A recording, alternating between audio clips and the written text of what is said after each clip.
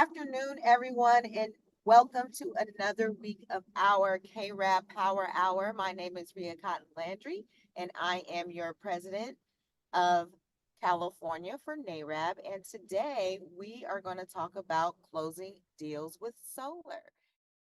Awesome. Thank you so much, Ria. I greatly appreciate you. Thank you for allowing me to be here today and give you a little bit of training on how to close deals with solar.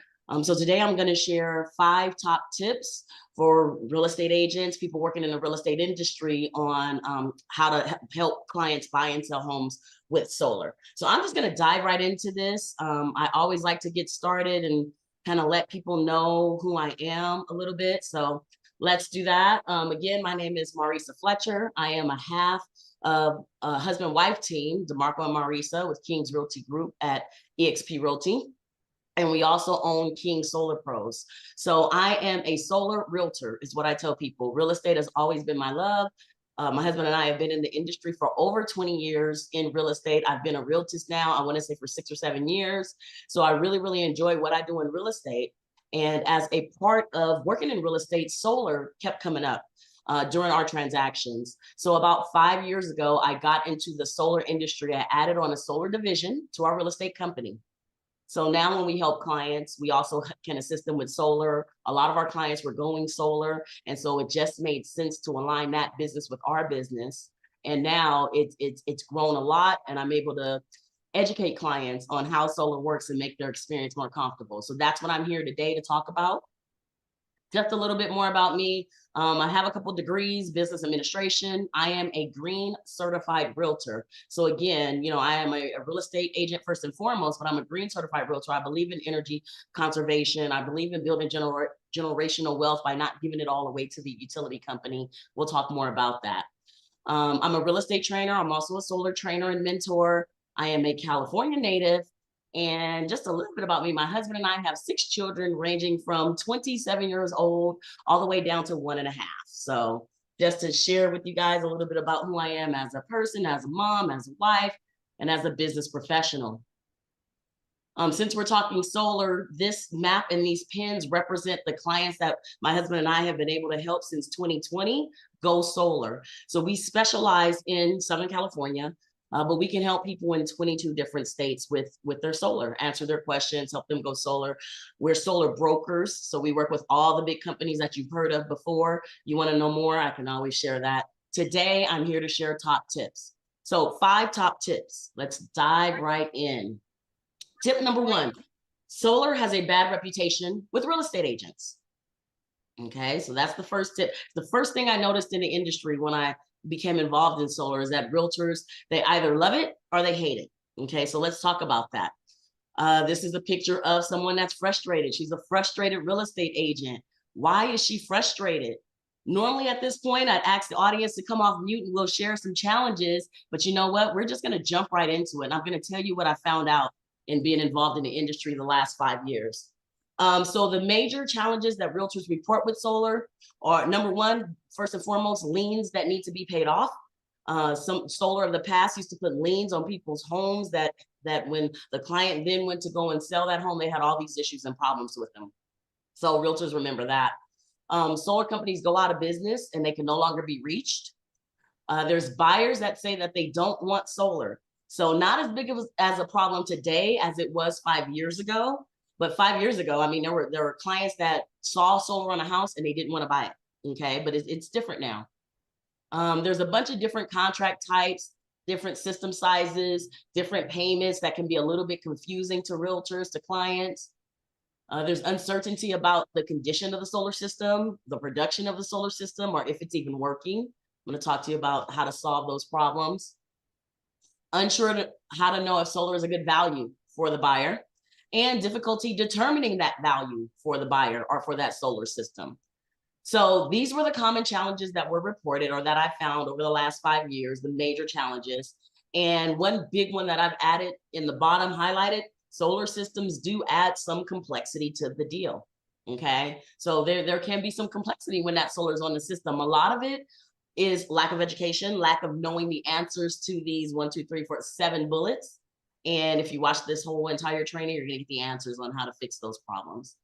So what solar means for some real estate agents, not all, it means hassles and frustrations, delays, confusions, risk of the client being upset, and risk of losing the contract. And of course, as a real estate professional, none of us want to have any of these problems. None of us want to have any of these frustrations, and we don't want to bring challenges to our clients, right? Our job is to solve their problems, relieve their stress.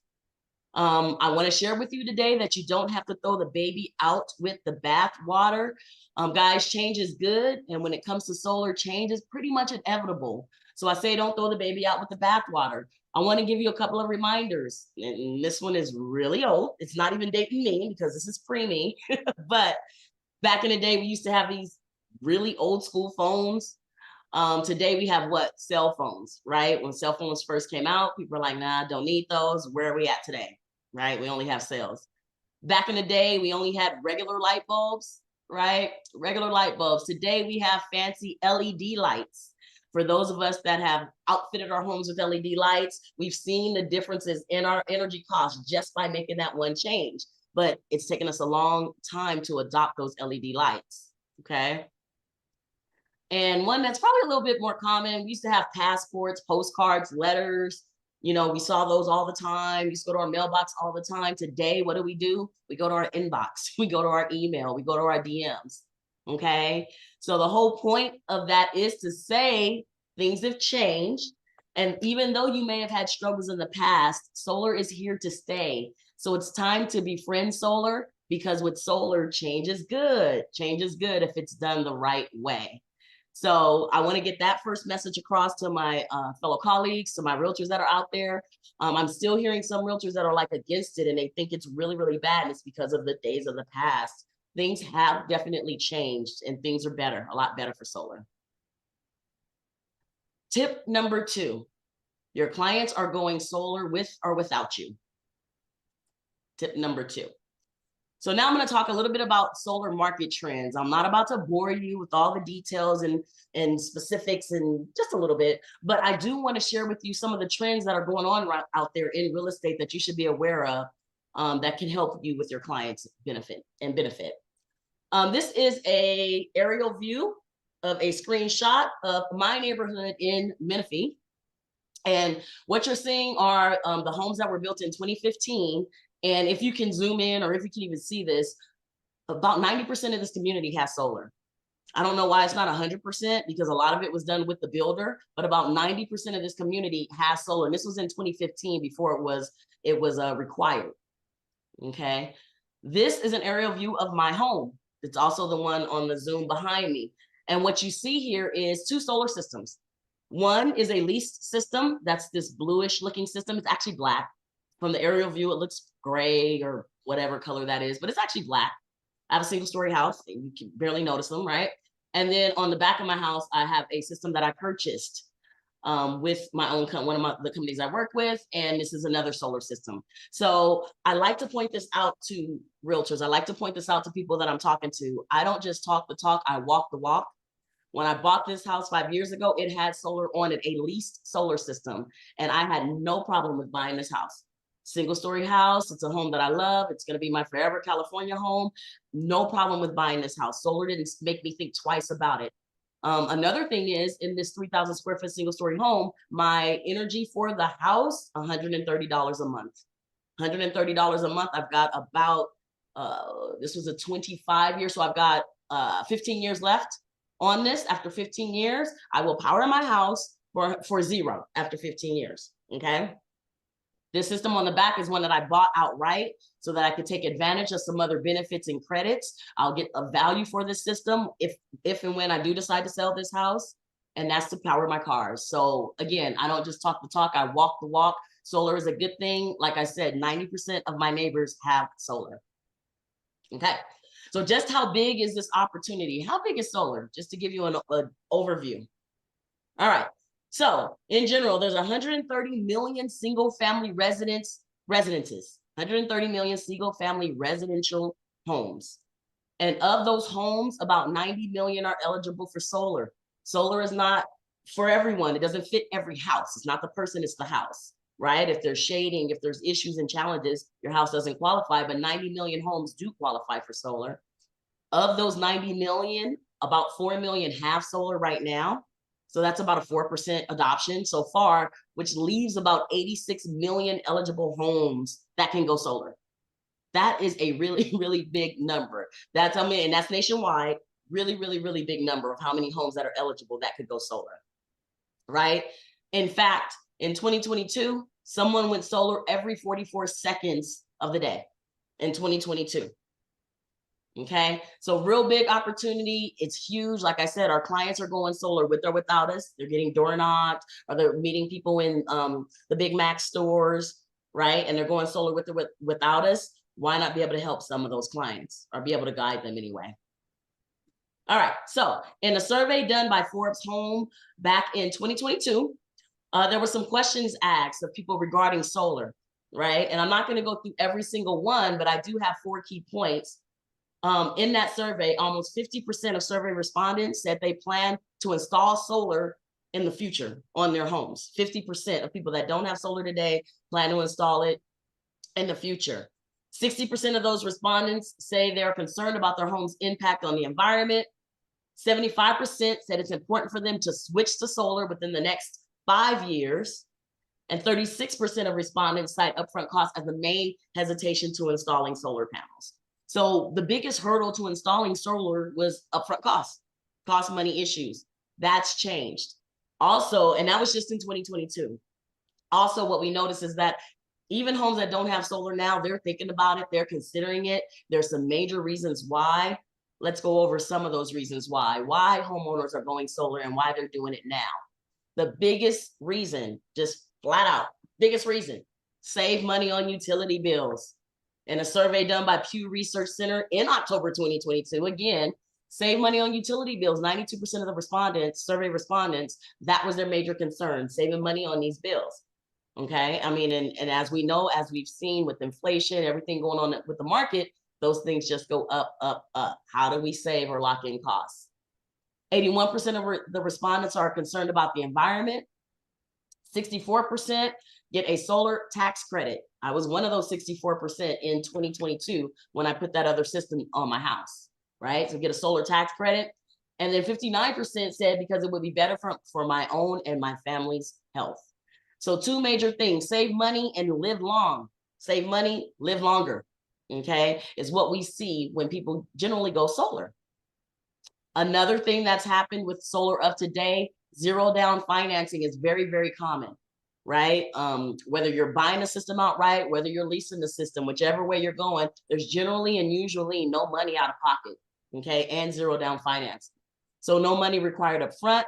Your monthly bill may be similar to or less than your current utility bill, but sometimes it's a bill swap, okay? You currently pay your utility $250 a month. Your solar payment may be $250 a month. But guess what? The difference is that $250 a month is going to be locked in, just like my situation. When my bill is $130 a month, it's been that since 2015. Okay. All right, couple more reasons homeowners are going solar. They are future-proofing their home. Kind of my scenario. I drive Teslas. My husband and I both drive Teslas. We're in the real estate industry. We drive a lot. So now with all these panels on our home, we future-proofed our home. No gas, energy comes from the panels. It's an awesome thing. We're improving our carbon footprint. It adds value to your home. If you do it the right way or a certain way, it's going to add value, not all the time. Cities and states are requiring solar. I'm in California. So if you're watching this in another state, it may not be there yet, but in California, as of 2022, every new home built has to have solar. Okay. And there's many communities in California that were ahead of the curve. Like my community, for example, they started putting solar on in 2015. But as of 2020, you have to go solar. You build a new home, it has to have solar. And any detached ADU or accessory dwelling unit, granny flat, casitas, mother-in-law quarter, whatever you want to call it, whatever name you've heard, those have to have solar on them as well. Okay. Solar helps you take control of your energy costs. It helps you gain energy independence. It can protect you against outages, blackout protection. And there's leverage credits and rebates that are available depending on which way you decide to go solar. One of the real big incentives that had a lot of people going solar and a lot more considering it is the 30% federal tax credit. So when you own a system outright, there's two advantages that don't come when you lease a system. One of those advantages is a 30% federal tax credit, right? That you may qualify for, you may be eligible for. Now you have to pay into the feds to be able to use the credit. So if you're in that boat that does not, this doesn't work for you. But if you are in that boat that can benefit from this tax credit, it comes directly off your tax payment. So it's not a tax deduction from your taxable income, but it comes off of the federal taxes that you owe, up to 30%. Okay, so that can be a huge benefit. And then another benefit, if you own a solar system, if you purchase it or you own it with financing, but you own that system outright, when you turn around and sell your home, if and when, it's going to add value to your home. Now, it kind of works for all realtors in the room, or we're realtors or real estate professionals that are watching this video. It depends. It's kind of like a pool, right? When you buy a house and you have a yard for a pool and you pay to get your pool put in, when you turn around and sell that house, you get value on your house because you have a pool, but you don't get exactly what you put into it. Solar is kind of the same way. Okay. There's a lot of real estate professionals that believe that that's not the case. Again, remember, I'm in real estate. So I've sold homes that I've actually put solar on because I've been in solar for 5 years now. And yes, if the appraiser or the lender is not familiar with how it works, they may reject it and say there's no value. But if it's an owned system and you know that there are Fannie Mae guidelines that you can literally print out from the internet, send it over to your lender, you get value for those systems. Okay, so this training, that's one tip right there on how to help your clients. If they own those systems or pay for them outright, there's a little bit of value add to that house in equity when it comes time to sell it. Okay, and that's Fannie Mae guideline. You can pull that right off of Google and help your clients with that. All right, so those are the two benefits if you own a system versus sell a system. But here is the main reason why solar is going to be here and it's never going to go away. Since 2003, the national average utility prices have nearly doubled. I'm sure everyone in this room may have experienced that. You may have seen those electricity bills going up, up, up. If you haven't, your clients may have. Okay, I'm sure that they have. If you just take a look over here, this was on the news. This was for San Diego, which used to be the highest in the nation, San Diego utilities. These were their rate hikes from 2019 to 2022. 11%, 6.9%, 5.1, 4.9. Those were their rate hikes each of those years in the utility costs. So whether you use more utility or more energy or not, these were what the rate hikes were, right? Now, in 2020, 2021, they were giving us breaks. 2022, they were giving us breaks because of what we went through as an economy. They were giving us breaks in those increases. But now those increases are coming back and they're stronger. 22% is the latest increase from PG&E. 22% at one time. At one time, and they're probably going to do it twice in a year. Usually that's what they do. But 22% was the rate hike that just happened in March of this year with PG&E. Okay, so that was a breaker discount. This is Edison, Southern California Edison. And in 2000, people were paying about 13 cents a kilowatt for energy. Fast forward to beyond 2018 till around today. In 2018, that doubled to 26 cents today. 26 cents, sorry. Today in 2024, this is more what it looks like we're paying for energy. This is a current grid for energy costs in 2024. At the down peak times, you're paying 34 to 25 cents. And then in the high peak times, between 4 and 9, 54, 45 cents with Edison. Okay. That's literally how much the utility prices have increased. Another thing that Edison has done is the way that we used to pay for our energy over in here in 2021, the more energy you use, the more you pay. So if you or that homeowner was a low energy user and they stayed in a lower tier, they were paying about 23 cents a kilowatt and that was it. Higher, the more they use, the more they pay, right? That was called a tiered system. Today, Edison has changed the way that they charge clients and they use something called a time of use rate. So it's based on the time that you use energy. And those time zones are 4 to 9 and 5 to 8. Between 4 and 9 p.m. and 5 and 8 p.m. is when you're going to get charged the most for using and taxing the grid. Okay, that's how they've come up with their new way to charge for energy costs. Just ways to further gouge consumers, in my opinion, but we won't go there. Okay. So if you're still on tier, great. They haven't rolled everybody over yet. But if you see a sudden spike, take a look at your bill and make sure they just didn't change the way you use your energy. or the way they bill you for energy. And again, I like to show facts. There was actually 2 rate hikes with PG&E. January 2nd of this year, they did a small, I think this was a 6% rate hike, which was only $24 a month on average for the average customer. In March of this year, they just got another one approved, 22%.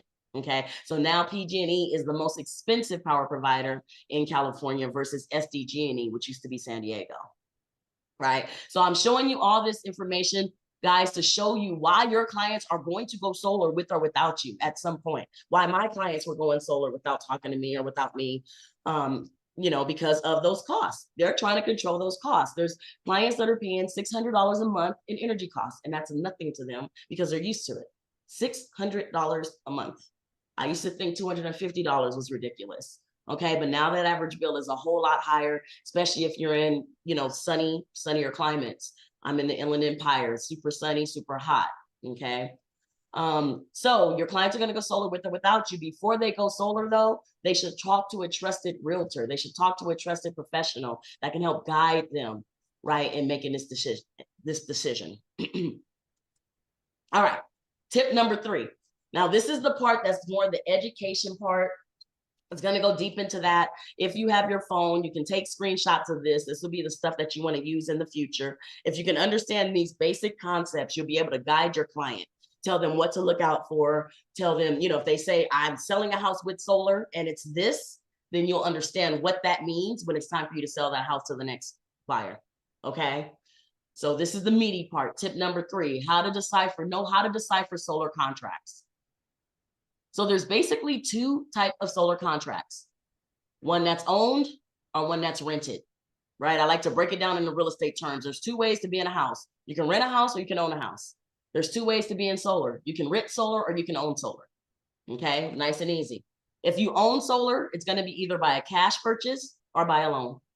Okay, so there's 2 ways to own that, just like with a house, cash or loan. If you rent the solar, that's called non-owned solar. Another term is TPO, stands for third party owned. TPO, third party owned. Fancy way to say a lease. Okay. There's 2 versions of it. One is called a lease, one is called a PPA. PPA stands for Power Purchase Agreement. Power Purchase Agreement. It's just a fancy way to say a lease. They do not own. Okay. So 2 ways to go solar. You can rent or you can own solar. Just like there's 2 ways you can be in a home. You can rent a home or you can own a home. Okay. So those 2 ways. Now let's break those 2 ways down. When it comes to ownership, when it comes to owning a system, what are the pros and what are the cons of owning a system, right? Remember, I have 2 systems on my house, a lease system and an own system. So what are the reasons that people own a system? The main reason people are going to go solar, lock in electricity rates during the life of that loan, and then you get free electricity afterwards. Okay, so locking electricity rates through the life, free electricity afterwards. That's why one of the ways that's the reason you're going to go solar. The reason I decided to own my system was I wanted to take advantage of that 30% tax credit. Okay, first system I put on my home, 30% tax credit. It ended up being about $9,000, somewhere around that for me. In my case, that came off of taxable income, federal income tax that I owed. Big advantage. Okay, and that system is going to add a little bit of equity to my home when and if I do decide to sell. Okay, because it's going to be working, right? Or if I do decide to sell, I can transfer that loan to the new homeowner, and they're going to get reduced energy rates, reduced costs for the life of that system. Some cons of owning that system, and it's not really a big con, but it's things that we should talk about. It's what happens. It may increase the homeowner's insurance. I think my homeowner's insurance went up $40. Probably, I think it was like $40 and $30 or something like that, less than $100 for both systems on my house, right? So when I got those, first when I moved in, I had to let them know the first system was there. When I added the last system, I had to call them and upgrade, let them know that system was there. So should something happen to my home, heaven forbid, both of my solar systems are covered and not, and they'll be rebuilt or re-put back on if something happened to my house, okay? Another con is that some companies offer shorter warranties for owned systems. All right, so those are the questions your clients need to look out for. If you know they're going to buy an owned system, have them ask about the warranty. I have a 30-year additional warranty on top of my system on my house. I wanted to make sure that when I added that system, there was any issues or problems or anything that came up, I wouldn't be out of pocket anything. Okay, so that's what you want to make sure your clients look out for. Okay, add it to their homeowners, make sure, talk about the warranties, But that's the benefits of ownership, solar ownership. Uh-oh. Uh-oh. All right. All right. What about a lease? What about a lease? Okay. So in a lease, there is a fixed escalation rate, which is usually lower than the expected electricity rate hikes. So what happens in not all, but some leases, let's say they help a client go from, I'll give you an example that I have. We helped a client go from 550. She's actually a real estate professional. Her average bill is $550 to $570 a month, right? And that's taking the low months and the high months. We put together a system for her with 2 batteries, full blackout protection. That payment I think was $247. Okay, but it's $247 with a 2.9% increase every year. So it starts out today at $247. Next year it goes up $6. Next year it goes up $5. Next year it goes up $7. Next year it goes up $8. Very slow increases. By the time they get to year 25, they'll be at $540, which is what they pay today for energy costs. Okay, it's actually less than what they pay today for energy costs. So it'll take them 25 years to build it up to that amount. Now, why did they get that escalator? Because it makes their payments lower in the beginning, and then you get up to a regular payment towards the end. After that final payment, though, no more payments. They got that energy for free, and that price is lower than what the utilities are raising them. 2.9% is way lower than the 6% or 22% that the utilities can raise us at one time. Okay. Leases are advantageous for homeowners who do not qualify for the tax credit. So if you know your homeowner has no federal tax liability, a lease might be the best way for them to go. And it includes insurance and maintenance for the life of the system. So you really don't have to worry about the warranties as much, because whoever owns the lease, the company, the lender that's dealing with the lease, those are going to be the ones that take care of the insurance and the maintenance of that system for the life of it. So anything goes wrong, you as a homeowner just have to let them know something went wrong. They come out and take care of it. When and if you sell that home, that lease is transferable to the new owner. Just like when I bought my home, I took over that $130 a month payment that those first 32 panels cost on my house. Okay. In some leases, you're able to buy it out after the 5th year. Okay. Or you just buy it out when the house is sold, or you can buy it out at the end of the contract, pay out the contract for the amount of the term, and now it's bought out and owned by you. And with leases, they do not impact debt to income ratio. So if you have someone that's an investor buying multiple homes, don't want their debt to income to go up, but they want to save money on their electricity bill, I have the swimming pool company that teaches my son to swim. He's 1.5. They teach him to swim out of their home. So they have a swimming pool business out of their home. Their electricity bills are $1,100 a month on average. But they're business owners. They don't want debt to income. They don't want to show a $400 a month solar payment. They don't want that to show against their credit. So a lease is a good option for them. They can go, I think they'll be like 470, something like that, because they have like 4 batteries. They have a whole system, but they went from $1,100 a month down to 470, right? And they opted with the lease option so that when they go to invest and do other things, they're not affected. All right. So the cons of that is the solar system is not an owned asset, so it doesn't add equity to their home. Okay, so the scenario I just gave you, when and if they sell their home, it's not going to add any equity. But if they're going from $1,100 a month to 470, they can take that money and save and put it in an interest-bearing account or something and make it up that way. With a lease, the homeowner cannot apply for the 30% tax credit. It's a lease. And then sometimes there were hassles transferring the lease if the solar company is responsive or out of business. So there's ways to get that done, but us as the agents have to know how to chase that down, because escrow is not going to do it for us. The seller doesn't know what to do. No one else really knows what to do. So there's ways to get that done, and you're gonna learn how to do that to help your clients. So that's a lease. Last one, power purchase agreement. It's just like a lease, slightly different, but it's just another way to say a lease. Okay, fixed rate, but it varies based on the amount of energy that is used. Okay, so they're paying for the energy that's used. They're not buying the equipment. They don't own the equipment. They don't lease the equipment. They're paying for the energy that's being produced by the equipment that's on their house. Okay, that's leased out by the leasing company. Okay, so power purchase agreements are advantageous for people who do not qualify for the tax credit.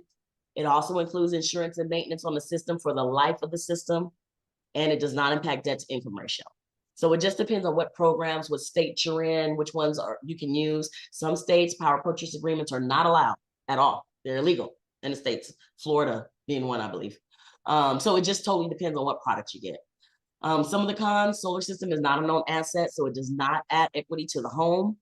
Homeowners cannot apply for the 30% tax credit. And again, same hassles if you don't know how to get it properly transferred over. So those were some of our biggest challenges back in the day. I remember homeowners thought they were buying a system that was owned, not leased. They may have been told that, or they may have been led to believe it was an owned system. And then they're looking for a tax credit or looking for a tax check, and that's not there, right? That was some bad things that used to happen back in the day because it wasn't properly explained to them how solar works, okay? All right. So in regards to the UCC1 liens, that was the very first challenge that was on that list, and the biggest thing we don't like as realtors are the liens. So now what they do UCC1 equipment liens. It's the most common type of lien. The lien is on the equipment, not the house. It only applies when the system is financed or leased. So if you own the system, there is no lien. If it were leased and then it became owned after the lease was over, there is no lien. The lien gets removed. Now those UCC1 equipment liens, you can just lift those so you can refinance. Back in the day, there was something called Hero and Pace. Okay. And with those type of liens, you can't lift those. Those are tied to your property taxes. So you can't lift those to refinance. You got to pay those off if the client wanted to refinance. Okay. So you got to know the difference between the two. There's not that Hero and Pace no more. As realtors, we didn't like Hero and Pace, and rightfully so. That's why they've switched over to ownership in different types of ways to go solar that are more beneficial to the homeowner and don't hurt them when they want to refinance and things like that. Okay. A UCC1 lien, though, must be paid off at the time of sale or transferred over. Okay, it can't just stay on the house. That's the purpose of the lien, so that no one just sells the house and they don't get paid out for the solar system. Okay, but no more liens that have to be paid off or take first position. Now they're equipment liens. So that's a beautiful thing. Warranties. When it comes to transferring warranties are fully transferable to the new homeowner. Okay, so when and if I decided to sell my house, let's say something happened and I'm selling in a year, those systems are still covered for 30 years or up to 30 years, remainder of the contract, to that new homeowner. Okay, and the same thing for anyone that buys a home with solar on it. So look into those warranties. The equipment warranties are usually 25-year on the panels and 12 to 15 years on the batteries. Okay, so if your client's got 3 batteries, those things are going to be warranted for 12 to 15 years unless they do certain things to extend those warranties. Solar companies' warranties, they all vary. So depending on what company you go with, they all have different warranties. Some are 10 years, some are 12 years. I've got companies that have 30-year warranties. So they all vary based on the company, and the terms vary based on the contract type. So usually the first thing as a listing agent, if you're selling a house with solar on it, you're going to ask for that contract and you're going to look at those warranties. Just read through it, find out what the warranties are so that you're able to have a good idea. If you got really strong warranties, like a 30-year warranty, then that's something I'm going to be selling to that next client that's looking to buy this house. Okay. So a key action: contact the solar installer to transfer the warranty to the new owner, whether it's a paid off system, whether it has a loan or a lease. If it's a loan or a lease, you have to anyway. But if it's a paid off system, I've seen where some realtors kind of ignore it. They don't worry about it too much. No, you want to tell your homeowner, you want to call that company that owns it and give them your information so that if something goes wrong, your homeowner is covered, your buyer is covered. Okay, so that's a plus to you as an agent that knows that information that you can share. All right, tip number 3, know how to decipher solar contracts. This is the only way to avoid solar sales nightmares. So where the problems come up is we don't know what it is, we don't know what it entails. When we can just order the contract or get a copy of the contract, have the seller get a copy of the contract, assist them in getting a copy of the contract, all the terms and conditions are there. We pass that over, that's disclosure. You do not have to be a solar expert. You just got to get the right information over. All right. Tip number 4. This is a quick and easy one. Assemble and educate your team. What do I mean by that? You want to inform your team about the solar system. Again, coming from a listing agent's perspective, there's a solar system on this house. You want to inform everybody about it so they get to work on it and there's no holdups or anything when it comes to that system. So you let them know if it's a lease, PPA, or a loan, if it will be paid off or has been paid off in escrow. Okay, you got to let escrow know all that. How do you know? Order a copy of the contract, talk to your seller, find out, do they plan to pay it off? Do they plan to transfer it over? It all depends on that seller and their situation. They could have had the solar system for 20 years. Okay, and that means their situation is different come the end of that situation. So there's no one size fits all ever. It all depends on what that situation looks like. You let your assistant and the rest of your team know so that they do the proper marketing, they put it in the listing contract, and that everything addresses the solar. Okay, don't ignore it. Title company for the UCC1 filing, and you can also go through title to find out the information of the company so that you can get the original solar contract if you don't have it. Another easy way to get the solar contract, if it's from one of the bigger companies, I'm not going to name any names, but if it's one of them big guys, been around for 40 years, 24 years, you guys see them in Costco, now in Home Depot. If they're a bigger company, they usually have an app for whatever that system is, right? When I bought my house, it was a big company and they have an app. And I was able to log into that app and download what that contract was to pass it over. So if you're working with a seller and they say they don't know, find out the name of the company, look it up to see if there's an app, and you can probably get the contract that way. Okay. You want to make sure that escrow, or you contact the solar installer to initiate the transfer. Guys, I've seen solar transactions or real estate transactions where the escrow holder eliminated themselves from the solar disclosure. They put in there that the solar is the responsibility of seller, buyer to disclose whatever, and they had a clause to eliminate themselves from anything related to the solar. It was different, but it was in there. So I was thankful that I knew about it. I knew to get them a contract. I knew to get them some basic information so that they're not just left in the lurch once they buy this house. But yeah, we got to be kind of on it, because unless we all get on it, there's things that are going to be missed. You can find a solar partner to help you review solar performance reports, the utility history, review the contract. I've done that for many of my buddies, for their clients, reviewed the contract, let them know if it's a good deal or a bad deal, what it looks like in the end, how they can, is it a benefit? Is it less than what you would be paying to the utility? Totally depends. With the buyer's agent, you want to make sure you highlight key terms in the contract for the buyer's agent. So one of the easier ones is when it's a paid off system, right? And people put real big paid off solar. That's great, right? But you just want to make sure that you give all that information over to the buyer's agent. And for the lender, you want to make sure the solar is going to be accounted for correctly. So when you're dealing with the lender, like in the beginning, cross crawl, whatever it is, let them know that this is a solar home and that you need a solar friendly appraiser. An appraiser that's familiar with how solar works and how to add value for the solar. Okay, if it's an own system, okay, because that's the problem that we have with transactions. They sent a regular appraiser. Either the appraiser just didn't know about solar, or didn't like it, or whatever. They gave no value. We had to go back and say, no, this is a paid off system. Please add value. And we got 15 grand worth of value. Okay, better than zero. And it was probably like a $25,000 system. So, you do the math. All right. So that's what you want to do with your solar team. If you don't have a team, get one. If your escrow is not familiar with solar, you might want to find one so that when you get a solar listing, or when you're selling a house with solar, well, at least on the listing side, that they do the proper steps to make sure everything's disclosed. Assemble and educate your team. The sooner the better. Tip number 5, and we're right on track there. So tip number 5, gather documentation early. This might be another one that you want to grab a screenshot of, because it's nice and easy. What documentation do you need to gather? Again, mostly from the listing agent side, selling a home with solar on it, but you want to gather as much of this information as possible to make it understandable, to make the transfer easier to the new buyers when it comes to solar. The contact information for the solar installer. Obviously, if we have that information, if the installer is still in business, you want to provide the contact information for that installer. The original contract. I just gave you a tip on how you can find that contract. If not, you can go through title based on a UCC1, find out who that installer was and do it that way. Performance report showing solar system production. That comes from the app, okay, from the installer. You can literally log in there. I can log into mine and it'll tell me over a year, over a month, a year to date, how much solar this system has produced.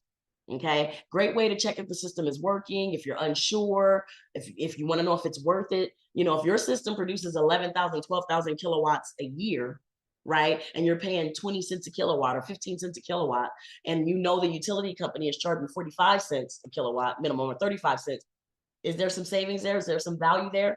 Let's show it with the information.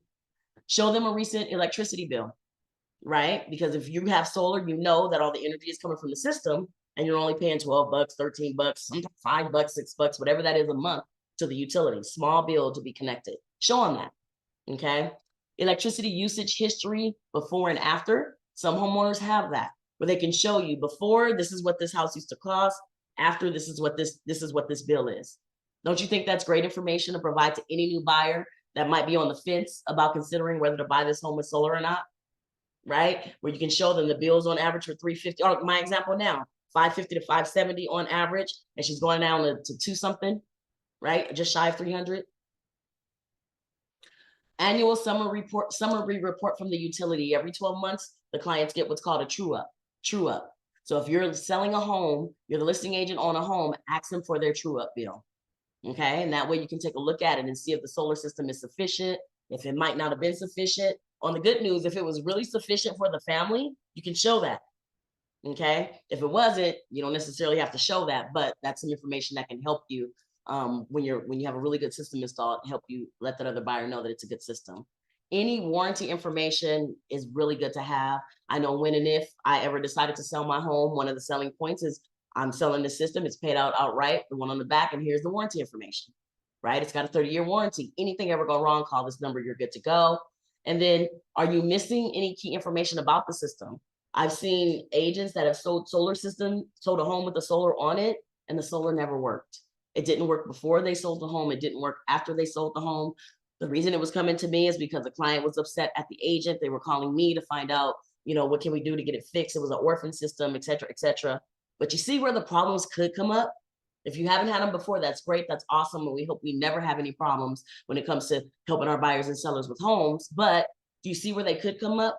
Something was never disclosed at all to them, and they feel like you didn't represent them by telling them anything about this or providing them information. Don't tell them you're not a solar pro, but at least provide them with the information they're supposed to have, right? So missing key info, you can have a solar inspection performed. All right.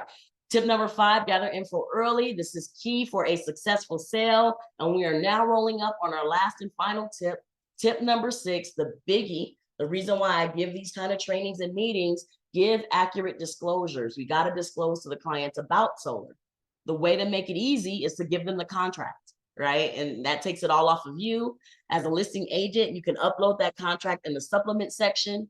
There's a couple of pages on the MLS, a couple of bullets you got to check. I'm going to show you those. And then you just enter the right information right off the contract on the MLS. You're good to go. Okay, that's your disclosure. It's in the supplement section. It's going to get given to them, before you close. You have disclosed. And now they can read that contract and find out everything they need to know about the system they're inheriting and really know that they're getting a good deal or a bad deal if it's a bad deal. Okay. All right.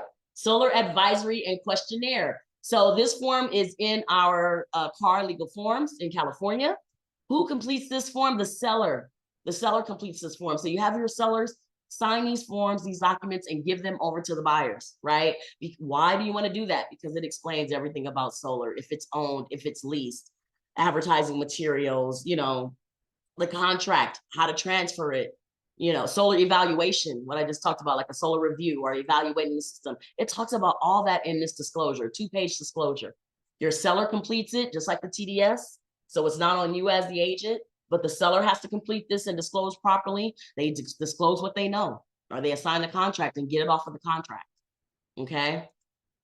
Also, the SBSA has been updated to talk about solar panels and net metering. Okay, especially in California. We're one of the second states right now. I think we're number 2 right now. Texas is number 1 leading in solar installs. We were number 1 last year, but now Texas is taking us over. We go back and forth between the 2 states. But our SBSA in California has a section 60 talking about solar panels and net metering energy. Okay, there it is right there. So it talks about it. It talks about the liens, how they work. Okay, and it explains what net metering is. Right? So you might not quite understand it. We don't work for SE. I didn't understand it prior to getting solar experience, but I know I can go through a form and read it, or have my clients read it so that they can get a better understanding of what it is that we're doing. All right. So those are the seller disclosures you want to make sure you get filled out. In the MLS, remember I mentioned we add the supplements, and then we add a couple of sections.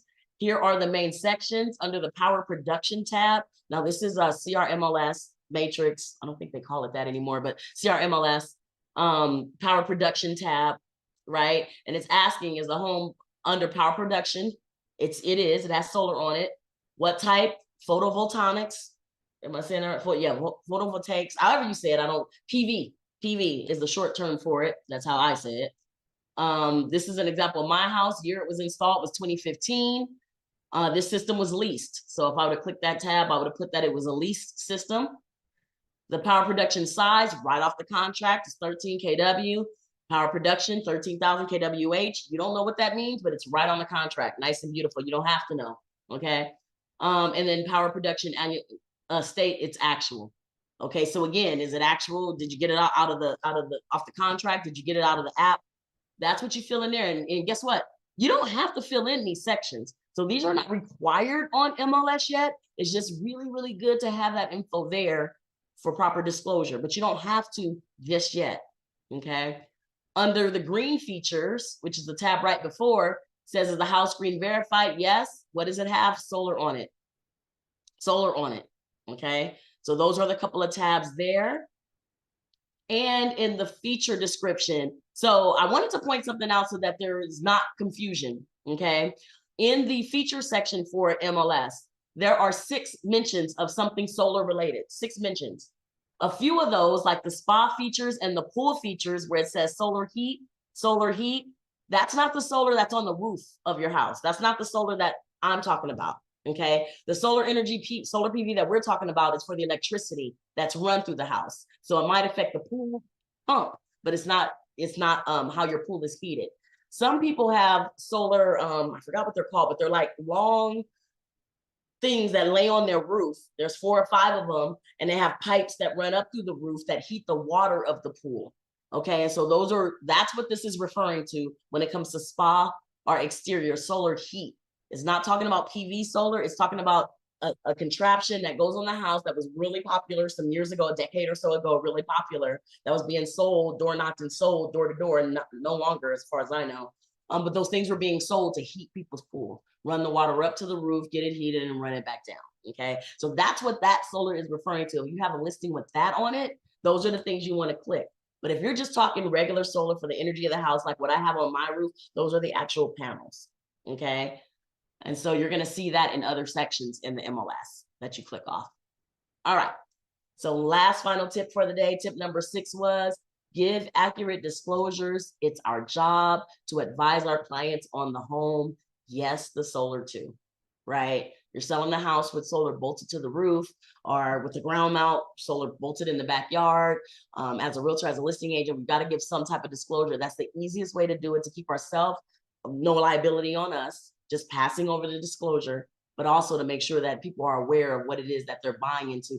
I've helped clients that I helped a gal that lived in Michigan and moved to California. And she thought that once you have solar on a house, that's it, right? I actually helped her. I didn't help her buy the house, but that she came from Michigan to California. And she thought that once you buy solar, that's it. You can use however much AC you want. You can use however much, you run the lights 24/7, keep the AC on 24/7, and you just never get another bill. Well, where I met her was 1 year later when she got her true up bill, and it was $2,000, right? And she's like, why do I have a $2,000 bill from the utility company? Right. And so I did a little education session. I explained to her, you're using more energy than the system can manage. He says, oh, maybe we should turn the air off. Maybe we should turn the pool pump down. Maybe we should make a couple of adjustments, not run space heaters, make a couple of adjustments. She didn't worry about it before because she had solar. So she thought no matter what, it's covered. Right. So anyway, did a little education, trained her about it. It's based on the size of the system, et cetera, et cetera. Now she has a better understanding. Now she can manage her energy better. She won't be getting $2,000, $3,000 true up bills at the end of the year. Save her some money, save her some headache. Okay. So again, had there been some proper disclosure between whoever she bought the house from, whatever, she may have had an idea of how that worked. And that's where it's going to come into play, where we can help clients as real estate professionals and true whole home advisors. Okay, so just a few more slides. So guys, you're looking at all this, you're like, thank you, Marisa, for the information. We greatly appreciate it. Now we know how to decipher certain contracts. We know it's an MLS. We know there's a couple of disclosures we got to fill out for it, but now what? I've got a client that wants to go solar. My client asked me about it. And what do I tell them? Like, I'm not about to learn all this stuff. Like, no, what do I do? The real beautiful thing is, I work with referral partners. Solar, there's referral partners. And when you help a client go solar, when you refer me to help a client go solar, we have a referral program that's going to pay you $1,000 a referral. So one of my realtor referral partners, $8,000 last year, 8 clients that went solar. Those clients were going to go solar either way it went. Okay. But now they had a trusted a consultation, broke everything down from a real estate perspective, not a solar perspective, not just a sales perspective. Not, I want to just put these panels on your roof and now that's it. From a real estate perspective, are you going to move in the future? Is this your forever home? Are you planning to buy electric cars in the future? What does that look like? Right? So that they don't have to do panels today and then put more panels on 6 months from now. Right? All those things come into play. When you're in real estate, it's better to have a trusted solar partner, especially one that knows real estate too, that can help that client from all angles. So $1,000 is that ambassador program. There's a scan QR code there. If you're watching this on YouTube or on replay, it will be on the YouTube in the description, the information where you can find out more about that. And again, just to share with you guys, I am a realtor at heart and a solar pro second. And I did that out of a need. Our clients had a need. They are going solar. And if they're not talking to a trusted person, they may get sold the wrong thing. They may get told the wrong thing. It's very common in the industry, unfortunately, because it's all a mindset. How are we approaching this? Okay. So if you scan that QR code, I have a quick 3-minute video that I made that I share with other realtors and tell you why you should find a trusted solar partner to work with so that you can help those clients that are going solar around you, or at least know that they're not getting taken advantage of. Okay. So if you want to scan that QR code, you can go ahead and scan it. It'll take you to that 3-minute video. And then we're not going to watch it now. Last but not least, my name is Marisa Fletcher. I want to thank you so much for your time. Thank you for your attention. I am a solar realtor. I love homes. I love solar. Yeah, let's go. After the training stops recording, if you have questions, let me know. Thank you so much. Thank you so much. This was great information. And I thank you. There was one question I had with the solar. I assumed that my experience in the past had been that they had to qualify, that it did affect their debt to income ratio when they're purchasing a property. Or is it just that they have to qualify with the solar company for the financing of the lease? Very, very good question. It actually depends on which way they go. Okay, so if they it will affect their debt to income ratio if they're doing ownership and doing it with certain companies where it'll show up on that credit, the lender can see it. So it'll show up so the lender knows there's a payment involved with that. When they go leases though, there is no effect to the debt to income ratio. So if you're dealing with a client that does not want that impacted, the best option for them is to look at a lease or a PPA product. Great to know. Thank you. Some companies don't sell everything. They might only sell purchase or might only sell financing to get that. So it all depends on who you're talking to, right? I'm a solar broker, so I don't work for any particular company. I just have access to all of their stuff. But some people work for a brick and mortar or mom and pop or a shop. And they may like for instance, I helped a client because one of the bigger name companies, whoever they were working with, they would only do ownership for him. They would only do a PPA for him. They did not offer him ownership. So he came back to me and he said, well, I want to buy the system outright and I just want to pay cash and I want to get the system, but they won't do it. I said, well, we will. Right. And it's because that company, they only tell their reps to sell PPAs. So it totally depends on who you're talking to, where you're getting that information from. They might be incentivized better to do one product over the other. Okay. Sorry. I mean, my video talks about that a little bit. The 3-minute video I shared, it talks about some of the problems of solar in the past and how there's a solution now where it doesn't have to be that way. But that's one of the problems. Thank you. Thank you so much. I'll let Parisha hand it over to Parisha to close us out. Awesome. Thank you so much. All right. Thank you, everybody. I appreciate you guys. It's always good to hear about the solar and things like that. And thank you, Marisa. You're always very thorough. I just wanted to close it out and say thank you, actually, Madam President, for always being here and always showing up. I mean, I actually said I wasn't going to show up and she didn't even give me no grief. She was like, all right. So I really do appreciate you and that type of thing. And thank you for everything. Is there anything you want to say before we close out, Madam President? Any announcements or anything? And you can close us out if you want. I'm gonna get off the speaker because it's kind of loud back here. Thank you guys and have a great rest of the day.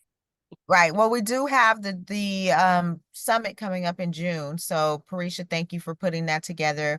Our June summit will talk about real estate side hustles and basically all of the various different industries that real estate professionals and realtors tend to do. Looks like one of them. So yeah, definitely check out our website, krab.org, go to our events page and check out our summit coming up, our virtual summit coming up in June. And it's free for members. And then there is a nominal fee for non-members of $50. So definitely check that out.